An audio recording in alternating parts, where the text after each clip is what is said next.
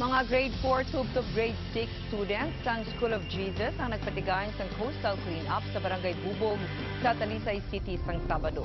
Nangin kaupod sa mga kabataan sa pagpangkuha sang basura sa kilid sang baybay among ilatag sa mga ginikanan. Ang mga manunudlo kag tigdutag dumalahan sa eskwelahan pati ng mga volunteer kag environmental group ang nagpamudot man sang basura. Sunod sa presidente sa eskwelahan nga si Alita Vino magluwas sa pagtino sang baybay, tinutuyo sang clean up ang mga matudluan ang mga kabataan nga maghaboy sa ilang nga basura sa nagakaigo nga bulutangan. Gilupdan man sa eskwelahan ang ilang mga ginikanan agud mapahanumdum nila ang ilang mga anak sa nga mangin resulta kung bisan sa diin lang sa mga kabataan ihaboy ang ilang nga basura.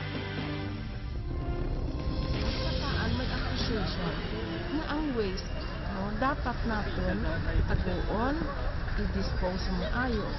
Ang ginikanan o diri para nga do effective ba nga teaching na right from there kung magtudlo sila sa ilang kabataan nakita nila ang sitwasyon.